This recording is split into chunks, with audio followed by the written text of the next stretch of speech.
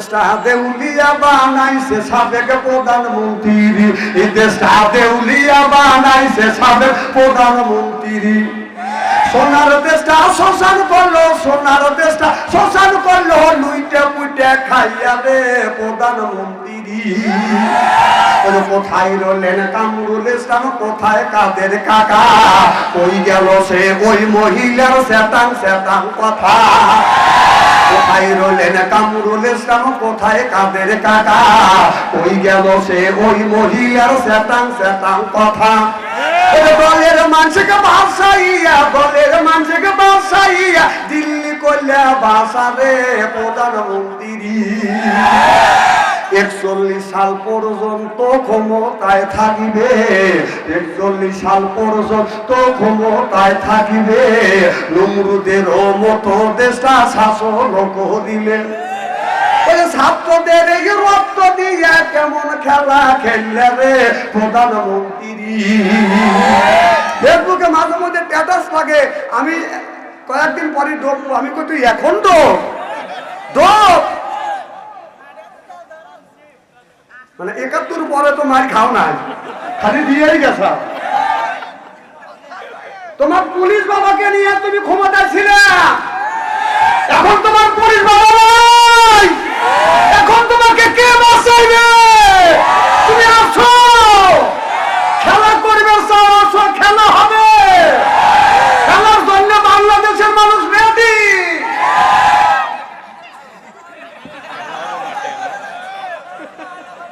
উনি খেলতা না, আসলি তো আয়না করে ঢুকবো না, আসলি সে ঢুকবো। একটা হাদিসের কথা মনে পড়লো, বলবো কি একটু? আমার ভাইয়ের আমার নমরুদ আয়না ঘর থেকে, আয়না ঘর থেকে কোথ থেকে আরো বাদাম, আমি এই ডিস্টেন্স আপনাদের দিছি। এই নমরুদ বলেছিল আনা রব্বুকুমুল আলা, এই জমিনে আমি একজন প্রতিষ্ঠিত খোদা। কিন্তু ফেরাউনের এই ফেরাউন যখন বলল আনা রব্বুকুমুল আলা, আমি প্রতিষ্ঠিত খোদা, হযরতে মুসা আলাইহিস সালাম বলে তুমি খোদা না, এই জমিনে সবচাইতে তুমি বড় গাধা। চিল্লাইয়া কর মারহাবা। এবার এই ফিরাউন তার প্রধানমন্ত্রী ছিলেন বাজান হামান। হামানকে ডেকে ডেকে বললে হামান রে, এই জমিনে আমি আল্লাহ হতে চাই। বলে আল্লাহ যদি হতে চাও তাহলে সেনাবাহিনী, র্যাব বাহিনী, পুলিশ বাহিনী যা আছে তাদের বেতন বাড়া দাও। কথা বল না কে? বেতন যদি বাড়া দাও তারা তোমার পক্ষে থাকবে, আর তুমি যা খুশি তাই করবে, কেউ তোমার এই অন্যায় প্রতিবাদ করবে না। ঠিকই আপনার ওই যে হামানের কথা মতো পুলিশ বাহিনী, র্যাব বাহিনী, এরপরে বাজান সেনাবাহিনীদের বাজান বেতন যখন বাড়া দিল, যেই জায়গা 10,000 টাকা বেতন, ওই জায়গা বাজান 40,000 টাকা বেতন বাড়া দিল। সব সেনাবাহিনী পুলিশ বাহিনী হয়ে গেল বাজান চুপ। ওই ফাঁকে ফেরাউন বলল এই জমিনে আমি একজন প্রতিষ্ঠিত খোদা, আমাকে তোমরা খোদা বলে মানো। একটা জ্যোতিষীকে ডাক দিল কোনকে, দেখো ভবিষ্যৎ কোন আমার বিরোধী তো করবে কিনা কেউ, আমার পিছন থেকে আন্দোলন করবে কিনা। গণক সাহেব বলল খোদা সাহেব, এমন একটা আমি তোমার বাক্য গুণে দেখতে পাচ্ছি, এমন একটা সন্তান জন্মগ্রহণ করবে, এই ছেলেটা জমিনের ভিতরে এসে তোমার দাউস খোদাগিরি সব তছনছ করে ফেলবে। চিল্লাইয়া কর মারহাবা। ফিরাউন বললে একটা ছেলে সন্তান জন্ম নিয়ে আমার দাউস খোদাইগিরি যদি সব তছনছ করে ফেলে, সেই ছেলেটাকে ধরে নিয়ে এসো। গণক বলাতে এখনো জন্ম নেয়নি। কি হয় নাই? জন্ম নেয় নাই। তখন ফেরাউন বলল জন্ম যখন নেয় নাই, যতগুলি মেয়ে দেশের মধ্যে গ্রামগঞ্জের ভিতরে যারা গর্ভবতী আছে লিস্ট করো। লিস্ট করা হইলো প্রত্যেকটা মেয়ে, কোন গ্রামের কোন মেয়ে গর্ভবতী আছে লিস্ট করা হইলো। আর লোক লাগিয়ে দিল, যে সন্তান মেয়েটা ডেলিভারি হবে, যদি কন্যা সন্তান হয় বাচ্চা রাখবে, ছেলে সন্তান হলে জমা করবে। এটা ফেরাউনের জামানায় একটা আইন চালু করে দিল। নাউজুবিল্লাহ। এই কথাটা কোরআনে আছে না নাই? জোরকান আছে না নাই? এটা কি গল্প? এটা কি গল্প? সব কোরআন। সুবহানাল্লাহ।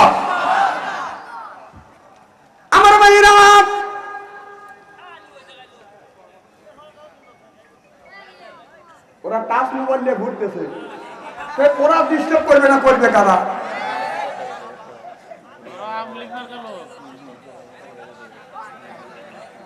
খুব কি খারাপ লাগতেছে নাকি? চলবে তো কোনটা খানি? আমি যদি এইভাবে কোনটা খানি আলোচনা করি, শোনার জন্য রাজি আছা? হাত তুলে দেখান তো দেখি, রাগ করবেন কারা কারা? না না, আপনাদের মন মানুষটা খুব ভালো আছে, আমি অন্তর থেকে দোয়া করি আল্লাহ যেন জান্নাতে যাবে কেমন শিখে দেয়। জোরে কোন আমিন। দিলে যে ময়লা বসে ঢাকা লাগে না। আমার ভাইরা এদিক টাকা চেহারা কি একবারই খারাপ নাকি? একটা আলেম যদি কালো হয় তার চেহারার দিকে ছায়া থাকলে সবিরে গুনাহ মাফ করে দেয় কে? আল্লাহ। সুবহানাল্লাহ। আর ভাইরা তখন ফিরআউন একটা আইন চালু করলো, যে সন্তানগুলি ডেলিভারি হবে দুনিয়ায় আসবে, বুঝতে পড়বে, কন্যা সন্তান বাঁচিয়ে রাখবে, আর ছেলে সন্তান হলে জবাই করে। এটা ফিরআউনের জামানায় একটা আইন চালু করে দিল। আমার ভাইরা আমার, নির্বিঘ্নে দেখা যাচ্ছে ছেলে জন্ম নিয়ে সময় পায় না, মায়ের কোল থেকে বাবার সামনে থেকে ছেলেটাকে ধরে নিয়ে আসা, মায়ের সামনে বাবার সামনে বাদান এরকম করে বাদান জব করতেছে। মা বুক ফেটে যায়, বাবা বুক ফেটে যায়, কিন্তু মুখ দিয়ে বাদান কিছু বলতে পারে না। আর মুখ দিয়ে যদি কিছু বলে সঙ্গে সঙ্গে তাকেও দুনিয়ার থেকে বিদায় করে দেয়। এটা হলো ফিরআউনের জামানায় একটা আইন চালু করে দিল। ওই জামানার মধ্যে একটা নেতা ছিলেন, নাম হলো বাদান কায়েস। এই কায়েস তিনি বাদান জাইয়াত একজন নেতা ছিল, কিন্তু তার একটু বিবেক ছিল, তার আল্লাহ জ্ঞান দিয়েছে। জ্ঞানের কথা, বুদ্ধির কথা কোরআনের মধ্যে আল্লাহ বলেছে, আল্লামাহুল বায়ান। বান শব্দের অর্থ জ্ঞান, বান শব্দের অর্থ বুদ্ধি, বান শব্দের অর্থ চেতনা, বান শব্দের অর্থ হলো মেঘা, বান শব্দের অর্থ হলো ভাষা। সুবহানাল্লাহ। এই কায়েস নামে নেতা বললেন, ও নেতা সাহেব, আপনাকে আমি খোদাই বলে মানিনি, আপনি খোদা না, খোদাই একজন আছে। তবে আপনি যে কাজটা করতেছেন এই কাজটা হলো অন্যায়, এই কাজ করা যাবে না। মার কোল থেকে বাবার সামনে থেকে শিশু বাচ্চা জন্মগ্রহণ করার সাথে সাথে তুমি ধরিয়া জব করতেছো, দুনিয়ার থেকে বিদায় করে দিছো, এটা মানা যায় না, এই আইনটা আমরা মানি না। এই কথা বলিয়া কায়েস নামে নেতাটা বাদান বাড়িতে চলে গেলেন। এবার ফিরআউন তার কিছু লোকজন নিয়ে একটা বুদ্ধি করলো, পরামর্শ করলো, এই কায়েস যদি প্রতিবাদ না করা যায়, কায়েস কিন্তু আন্দোলন তৈরি করে ফেলবে। অতএব কি করা যায়? রাতের বেলায় পুলিশ হইয়া, পুলিশের ব্যাস ধরিয়া পুলিশ যায় তাকে ধরিয়া নিয়ে আসিয়া গুম করবে, গুম করে ফেলবে তাকে। বাধা রাতের বেলা এই প্ল্যান অনুযায়ী এই কায়েস নামে নেতাকে দরজার পাশে যাইয়া নক করছে। কয়েকে কয় আমরা ফিরআউনের লোক, দরজা খোলো। দরজা খুলছে, টাকা দেখে পুলিশে পোশাক করে আসছে, চলো যাই, তুমি অন্যায় করছো, তোমার নামে কেস। অন্যায় করিয়া ধরিয়া নিয়ে গেলে, অন্যার কথা বলে ধরিয়া নিয়ে যায় তাকে এমন একটা বিল্ডিং এর ভিতরে, এমন একটা ঘরের মধ্যে বাদান আটকা রাখলে, তার মা বাবা আত্মস্বজনেরা বেটা বিটিরে খোঁজে, বাদান পায় না। একদিন নয়, 2 দিন নয়, বাদান 1 বছর নয়, 2 বছর নয়, 10 বছর পর্যন্ত ওই লোকটাকে গুম করে বাদান রেখে দিয়েছিল। 10 বছর কায়েস নামে নেতাকে একটা বিল্ডিং এর মধ্যে গুম করে রাখছিল। ঠিক দেখে আপনার ওই সিলসিলা ধরিয়া, ওই ইতিহাস পড়িয়া আপনার এই সরকারের নেতা কর্মী বুদ্ধি করিয়া যারা অন্যায় প্রতিবাদ করছে তাদেরকে ধরিয়া নিয়ে সে অন্ধকার বানাইছে, আর এরা ধরিয়া নিয়ে আয়না ঘরে বাঁধান রাখছে। ওখান থেকে এই গুম করা আয়নাঘরের মধ্যে ঢুকে নিয়ে বাদান এই আইন, ফিরআউনের আইন, সেই আইন আমাদের এই আওয়ামী লীগ সরকার জারি করেছিল। ফিরআউন আর এই আওয়ামী লীগের মধ্যে কোনো কম বেশ নাই।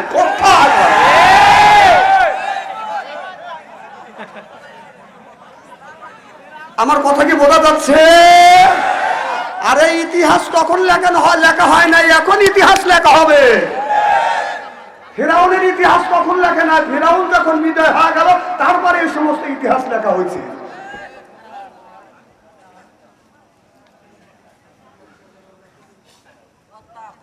খুব কি খারাপ লাগতেছে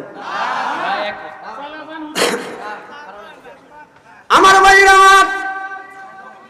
আমি যা দেখলাম চাষা গান গাচ্ছে, কথা বুঝতেছেন না? রাত্রি পোহাইবা ডাকিবা বাগানে আসিও, আসল বিছাইয়া দিব আমার পাশে বসিও। নাউযুবিল্লাহ, একটু জোর পান। আমি যা বললাম চাচা মনে আছে, আমি যা বললাম চাচা আমি একটা গান গাই। বলে হুজুর মানুষ তুমি গায়ান গাও। আমি বললাম চাচা আপনার বয়স কত?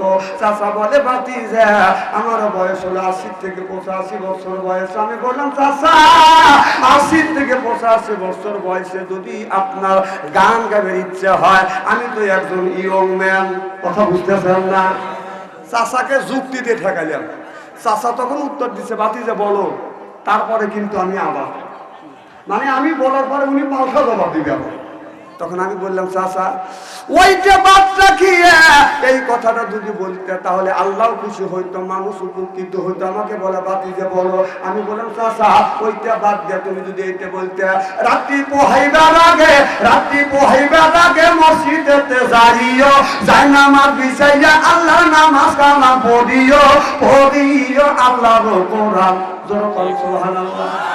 চাচা আমার জবান থেকে এই কথাটা শুনবার পরে চাচা চোখের পানি ধরে রাখতে পারে না, চাচা কান্দে। আমি বললাম চাচা কেন কান্দে না? চাচা বলে ভাতিজা জীবন ভরা লাইলি মুর্শি বড়দের প্রেমের গান গাইছি, কেউ কোনোদিন এত সুন্দর করে বুঝ দেয় না।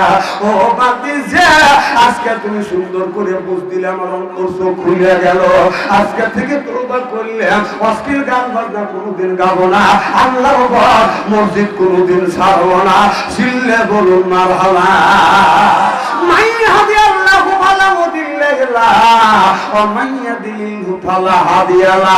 আল্লাহ যারা হেদায়েত করে মানুষ গোমরাহ বানাতে পারে না, আল্লাহ যারা গোমরাহ বানায় আমার মতো মৌলবি বাইতে খাওয়াইলে হেদায়েত নসিব হবে না। সিল্লে এখন ঠিক কিনে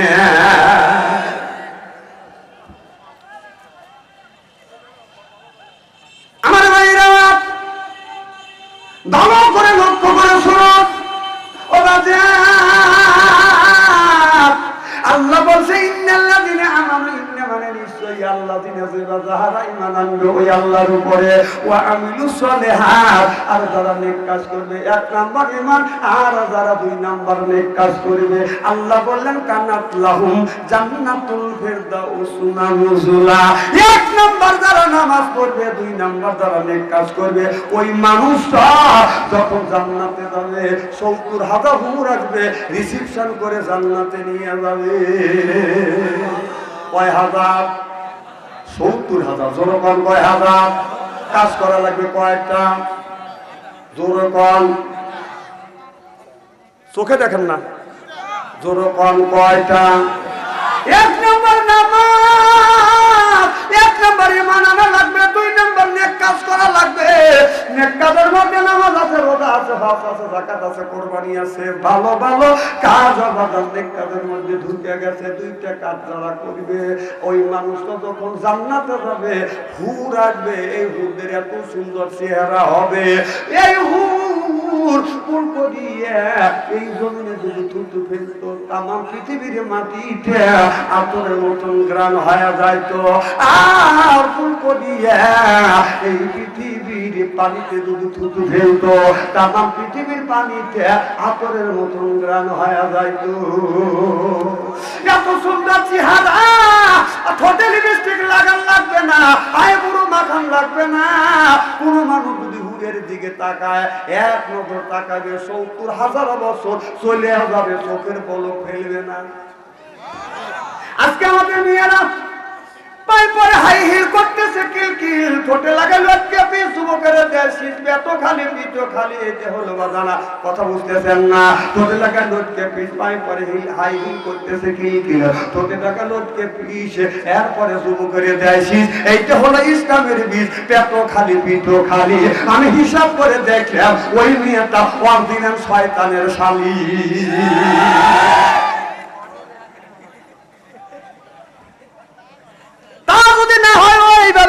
যাবে। কথা কন। অনেক লোক আছে নামাজ কোনোদিন পড়ে না, রোজার কাছে কোনোদিন যায় না, মাথায় হলো বড় বড় জ্বর, আপনার গলায় হলো মালা, পায়ে গলায় হলো মালা, হাতে হলো বাদান বালা, পরনে হলো পাটের শালা। আমি হিসাব করে দেখলাম ওই লোকটা অরিজিনাল শয়তানের শালা। তাছাড়া কেন বলবে ও পাটের শালা? আমার কথা হলো তুই নামাজ পড়, ওর নামাজ নেই রোজা নাই, খালি কয় খাসার ভিতর অসেন পাখি ঢুকলো কিভাবে, হায় হায় খাসার ভিতর অসেন পাখি ঢুকলো কিভাবে, মুর্শিদকে খাওয়াইলে সানা পাখি কি খাবে, মুর্শিদ খাইলে মালুম সানা পাখির তো খাওয়া হইল না, মুর্শিদকে পাখি কি খাবে, পাখি গু খাবে, তুই নামাজ পড়, পাখি কি খাবে না খাবে ও চিন্তা তোর করা লাগবে না। পাখির খোরাক হলো নামাজ, পাখির খোরাক রোজা, পাখির খোরাক হজ, পাখির খোরাক যাকাত, পাখির খোরাক হলো নামাজ। ঠিক না? সুবহানাল্লাহ বল। আর পাখি কি খাবে সেই চিন্তা আছে, তুই নামাজ পড়।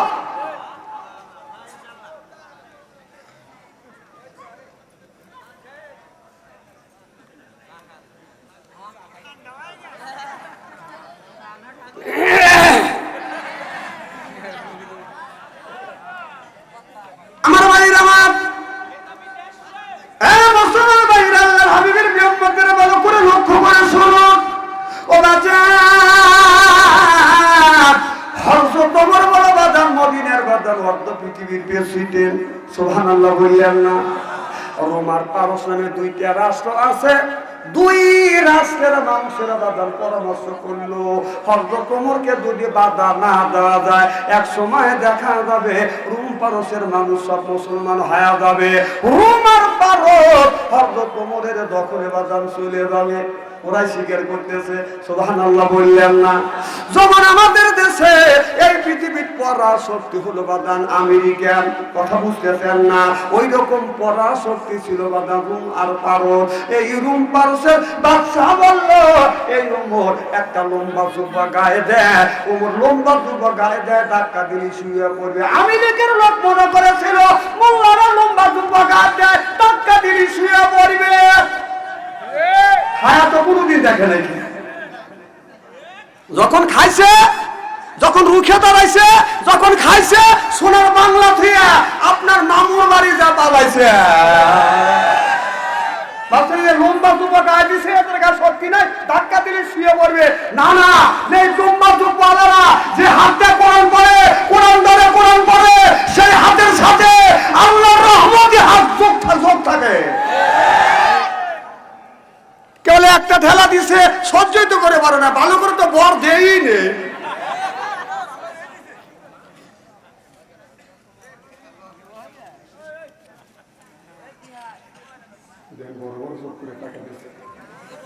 যে আজকে যদি দল ক্ষমতা থাকতো তবে স্টেজ থেকে নামাইতে হবে, আর ক্ষমতায় আসবে না। নাইজা দেওয়াল তবে একবারই যা, খুব জ্বালাইছে, 16টা বছর জ্বালাইছে। কোরআনের কথা হক কথা বলতে পারি নাই, কোরআনের কথা হাদিসের কথা বলতে পারি নাই, তোমরা পাও কাজে হাতে ধরা দিবে চাইছো। আজকে তুই কোনে এ রোদা শালা আয় আজকে।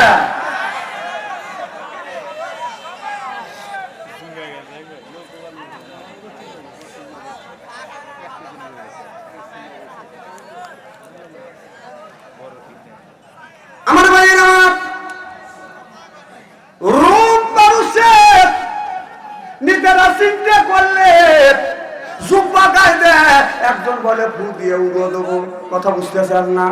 কারণ ইসলামকে ফু দেওয়া বা উড়ো দেওয়ার জিনিস না। রোম পারস্যের বাদশাহ, রোমের বাদশাহ, পারস্যের বাদশাহ ইসলামটাকে ফু দেওয়ার চেষ্টা করে, ফু দিয়ে উড়ে দেওয়ার চেষ্টা করতে বাদান পারে নাই।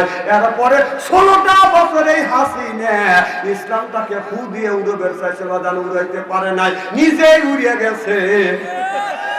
নিজেই কথাকে আমি বলতেছি নাকি? ইতিহাস কথা বলতেছে, ইতিহাস কয়।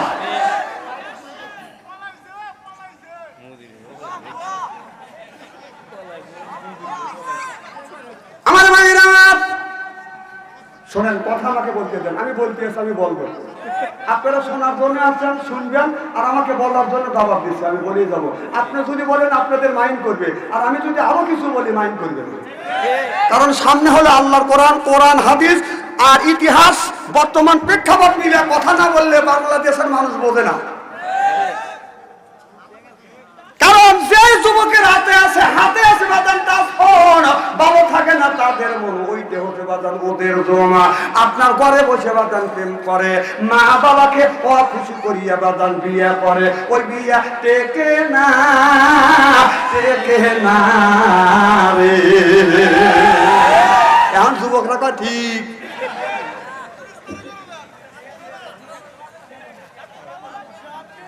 আমার ভাইয়ের আমার রোমার পারস যখন হযরত ওমর দখল করে নিল, সুবহানাল্লাহ,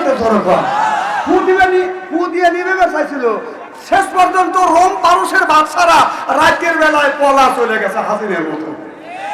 এই পলানে আজকের পলানে না, সেই 800 বছর আগে এই ঘটনা।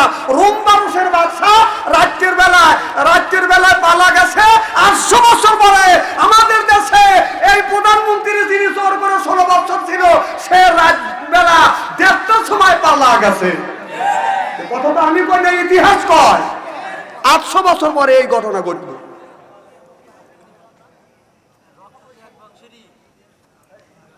আমার ভাইয়েরা, যখন রোম পারস দখলে এসে গেল মুসলমানের হাতে, সুবহানাল্লাহ, হযরত ওমর বললেন, রোম আর পারসের মধ্যে যতগুলি জেলখানা আছে, জেলের মধ্যে যতগুলি আসামি আছে, সব আসামিকে আমি আজাদ দিয়ে দিলে, মুক্ত করে দিলাম। জেলখানার দরজা বাজান খুলে দাও। জেলখানার দরজা খুলে দিলেন, গেটটা খুলে দিলেন। প্রত্যেকটা আসামি যার নিজ বাড়িতে বাজান চলে গেল। হযরত ওমর 7 দিন পরে হযরত ওমর ঘোষণা দিলেন, জেলখানার দরজা গুলি খুলে দিছে, যায় দেখো জেলের মধ্যে কোনো মানুষ আছে কিনা। রোম আর পারসের মধ্যে যতগুলো জেলখানা ছিল, সব জেলখানা বাজার তন্ন করে খুঁজেছে, একটা মানুষ পায় না। কিন্তু রোমের শহরে একটা জেলখানা ছিল, ওই জেলের মধ্যে যা দেখে একজন যুবতী মহিলা বসিয়ে আল্লাহর ইবাদত আর গুণকীর্তন করতেছে। চিল্লাইয়া তোর মারহাবা। যা বললেন, কি গো মা তুমি রোম পারস দখলের পর আমাদের অর্থ পৃথিবীর প্রেসিডেন্ট হযরত ওমর জেলখানার দরজা খুলে দিয়েছে, সব কয়েদিকে মাফ করে দিয়েছে, আজাদ করে দিয়েছে, সব আসামি যার নিজ বাড়িতে চলে গেছে। তুমি কেন যাও না? না রে, জেলখানার থেকে তুমি বের হও। এবার মেয়েটা বলতেছে, আমি আপনার সাথে কোনো কথা বলবো না, এই অর্ধ পৃথিবীর প্রেসিডেন্ট হযরত ওমর যদি আছে তবে আমি জেলখানার থেকে বের হব, নইলে জেলখানার থেকে আমি বের হব না। সবাই বাড়ি চাইতে পারে, আমি যাব না যতক্ষণ পর্যন্ত অর্ধ পৃথিবীর প্রেসিডেন্ট ওমর না আসবে। যারা পরীক্ষা করবার জন্য গেছিল তারা তো হযরত ওমরকে বলল, হুজুর কোন জেলখানায় একজন কয়েদি পাই নাই, মানুষ পাই নাই, কিন্তু শহরের মধ্যে, রোমের শহরের ভিতরে একটা জেলখানা আছে, একজন যুবতী মহিলা বসে আছে। আমি বললাম, মা বের হয়ে যাও। বললো যে ওমর যতক্ষণ না আসবে এতক্ষণ আমি বের হবো না। সুবহানাল্লাহ। হযরত ওমর নিজেই জেলখানার গেটের সামনে হাজির হয়ে গেল। হযরত ওমর জেলের দরজার সামনে গিয়া সালাম দিলেন, আসসালামু আলাইকুম ইয়া হালাল মাইত। কি গো মা, আমি অর্ধ পৃথিবীর প্রেসিডেন্ট হযরত ওমর তোমার কাছে আসছি। মা, তুমি জেলখানা থেকে কেন বের হচ্ছ না? আমি খানাটাকে আমি আজাদ করে দিয়েছি, মুক্ত করে দিয়েছি, সব আসামি বাড়ি চলে গেছে, তুমি কেন যাও নাই? মা, মেয়েটা দেখে দেখে বলতেছি, আমিরুল মুমিনিন খলিফাতুল মুসলিমিন, আমি এই জেলখানা থেকে বের হব, আমি একজনের বউ হয়ে জেলখানা থেকে বের হব। সিলে বলুন মারহাবা। কারণ আমার মা নাই, বাবা নাই। কি গো মা, তুমি কে? বলো, হুজুর আমি রোম পারসের বাদশা কায়সারের নাতনি। কথা বুঝতেছেন না? রুম পারসের বাদশা কায়সারের নাতনি, আমি ইসলাম গ্রহণ করেছি বিদায় আমার দাদা আজকে আমাকে 12টা বছর পর্যন্ত জেলের মধ্যে আমাকে পুঁতে বন্দি করে রাখছে। আপনি যখন আজাদ করে দিছেন সব আসামি বের হইয়া যার বাড়ি চলে গেছে। হুজুর আমার মাও নাই বাবাও নাই, রাত্রির বেলা তারা আপনার ভয়ে পালিয়ে গেছে। আমাকে যখন আজাদ করে দিছেন, জেলখানা মুক্ত করে দিছেন, আমি কোথায় যাব? আমি এই জন্য বের হই না। হযরত ওমর বলল, মা তাহলে তোমার যদি কেউ না থাকে তুমি আমার বাড়িতে চলো, আমার বাড়িতে থাকবে। মেয়েটা বলে, ইয়া আমিরুল মুমিনিন খলিফাতুল মুসলিমিন, আমি এখান থেকে বের হব। আমি একজনের ওই বউ হইয়া হযরত হাসান হযরত হুসাইন রাদিয়াল্লাহু তাআলা আনহুর বউ হইয়া জেলখানা থেকে আমি বের হইয়া যাব। সিল্লাইয়া মারহাবা। দেখে দেখে বলে, মারে তুমি কি হযরত হুসাইনকে তুমি চেনো? মিয়াটা দিকে দিকে বলতেছে, ইয়া আমিরুল মুমিনিন খলিফাতুল মুসলিমিন, আমি শুধু চিনি না, তার সাথে আমার ভালোবাসা সম্পর্ক হয়ে গেছে। সুবহানাল্লাহ। কি হয়ে গেছে? ভালোবাসা সম্পর্ক হয়ে গেছে। এই হুসাইন আমাকে বিয়ে করবে, বউ হয়া জেলখানার থেকে বের হব, নইলে আমি জেলখানার থেকে বের হব না। সুবহানাল্লাহ। কারণ হুসাইনকে আমি ভালোবাসি, হুসাইনকে আমি কথা বলি না, হুসাইনকে আমি ভালোবাসি। হযরত ওমর চমকে গেলে যে হাসান হুসাইন জান্নাতের যুবকদের সর্দার হবে। এই হুসাইনকে মেয়েটা ভালোবাসে, তাহলে ভালোবাসার সম্পর্ক কেমন করে করলো? ঘোড়া নিয়ে দৌড় হযরত আলীর কাছে যা দেখে বলে, ভাই আলী রে সর্বনাশ হয়ে গেছে, একটা মেয়ে জেলখানার মধ্যে থেকে বের হয় না। আমি বললাম তোমাকে মুক্ত করে দিলাম, আজাদ করে দিলাম, না তুমি জেলখানার থেকে বের হও। মেয়েটা বলেন, না না আমি জেলখানা থেকে বের হব না, তবে বের হব আমি হযরত হুসাইনের বউ হয়া, কারণ হুসাইনকে আমি ভালোবাসি। হযরত আলী এই কথা শোনার সাথে সাথে হযরত আলীর মাথা আগুন ধরে গেল। হুসাইনকে ডেকে ডেকে বলতে, বাবা হুসাইন, এই জমিনে তুমি কোন মেয়েকে ভালোবেসেছো? বলে, না বাবা, মেয়েদের সাথে দেখাই হয় নাই, ভালোবাসা কাকে আমি ভালোবাসা বুঝি না। সুবহানাল্লাহ। জোরে বল। করবে না। ওই মানুষটাকে যখন কবর দেওয়া হবে, কবরের মধ্যে আপনার আগুনের বিষাক্ত সাপ দেওয়া হবে। এই সাপটা ফজর নামাজ কাজা করার কারণে সাতটা ফজর থেকে জোহর পর্যন্ত কামড়াবে। জোহর নামাজ কাজা করার কারণে সাতটা জোহর থেকে আসর পর্যন্ত কামড়াবে। আসর নামাজ কাজা করার কারণে সাতটা আসর থেকে মাগরিব পর্যন্ত কামড়াবে। কবি বলে, কোনখানে ঘুরিয়া বেড়াও হীরার পাহাড়, চড়ে বেড়াই এই জগতে বিরার জানোয়ার, এক এক কামড়ের জ্বালায় হাজার বছর দায়, এমনি করে কামড়াইবে লাখো লাখো বার।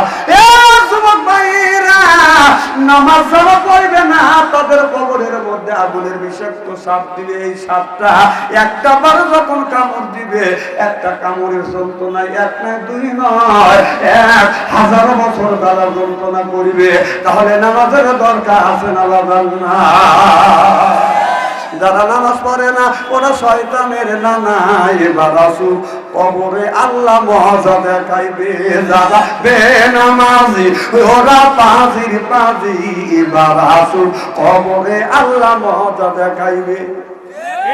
আমি দেখেছি মসজিদে যখন অনেক মুসল্লি যখন অক্ত হয়, নামাজ পড়ে অনেক মানুষ মসজিদের পাশ দিয়ে যায়, বাদার নামাজের কথা চিন্তা করে না, গান গাইতে গাইতে যায়।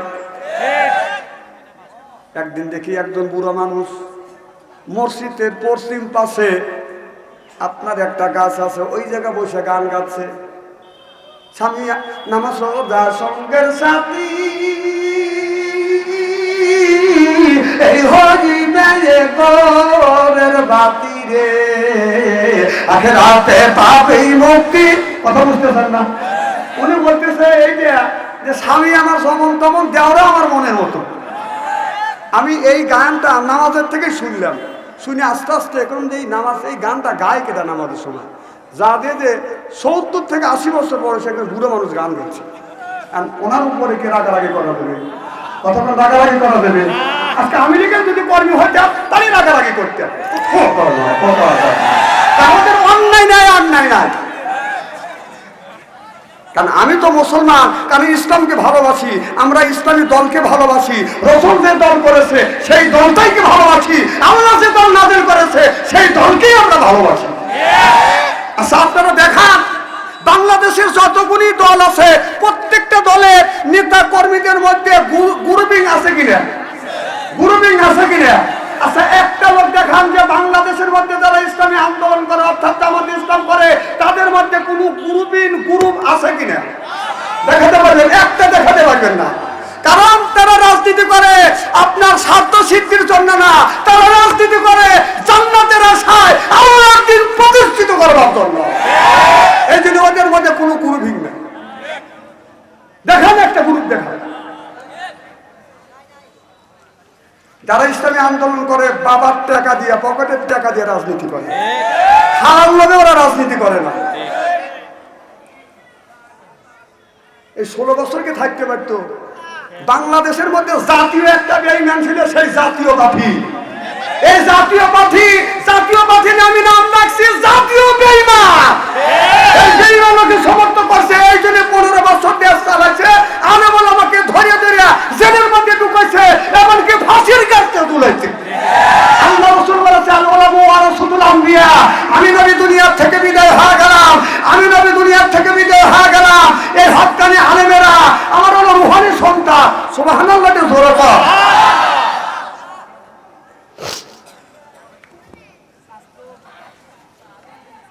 অবাস্তব কথা আমি একটা বলবো। এখন দেখি ওই বুড়ো গান গেতেছে, রাত্রি পোহাইবা রাগিবা বাগানে আসিও, আসল বিষয়া দিও আমার পাশে বসিও, গাইও আমার প্রেমের গান। নাউযুবিল্লাহ তোমার পর এই গানটা উনি হাদিসের কথা মনে পড়ে গেল। হাসান ইবনে সাহেব রাদিয়াল্লাহু তাআলা হইতে হাদিস থেকে বললেন তো ওয়ালা রাসূলুল্লাহ সাল্লাল্লাহু আলাইহি ওয়াসাল্লাম বলেছে বিল বাসাই ওয়া জাররা ওয়া হিয়া বাসিয়াতুল জান্নাহ রাওয়াহুল বুখারী সিল্লায়াকুম মারহাবা। হাদিস শরীফের মধ্যে আছে অন্যায় দেখলে প্রতিবাদ করো, ন্যায়ের পক্ষে তুমি কথা বলো। আমি চিন্তা করলাম এটা অন্যায়, প্রতিবাদ যদি না করি আল্লাহর আদালতে কিয়ামতের ময়দানে আমি গুনাহগার হব। আমি যাইয়া ওনার সাথে ডাকাডাকি করলাম না, মারামারি করলাম না, ঠান্ডা মাথায় কাছে যায় সালাম দিলাম, আসসালামু আলাইকুম। চাচা উত্তর নিয়ে আমি বললাম চাচা এত সুন্দর গান জানে, চাচাকার বাতি যে আরো ভালো গান জানে।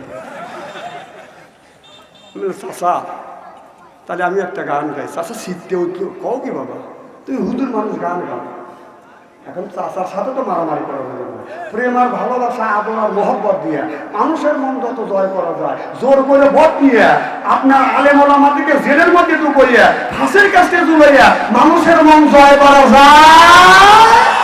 তার দৃষ্টান্ত তার প্রমাণ হলো আমিনের সরকার মাইরিয়া কাটিয়া মানুষকে মাইরিয়া কাটিয়া জেলের মধ্যে ঢুকাইয়া এই দেশে ক্ষমতা থাকার চেষ্টা করেছিল, কিন্তু তাদের ভিতরে ভালোবাসা ছিল না, এই যদি বেশি দিন থাকতে পারে। প্রমাণ, লগত প্রমাণ। এটা একটা দৃষ্টান্ত হয়ে গেছে। এমন একটা কাজ করছে 800 বছরের মধ্যে এই ধরনের কাজ করে নাই। সব দেখেন না কতগুলি গরু আছে, বাছুর যদি থাকে যায় গাবি দৌড়া বাছুরের কাছে যায়। কথা কোন নিজের জীবন বাজি রেখা বাছুরের কাছে যাবে, আর এইটা করলো কি বাছুর রেখে গাই পালাইছে।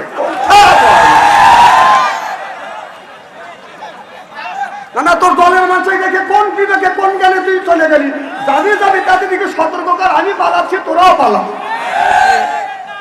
এমন বিপদে ভালো হয়ে গেছে তাদেরকে।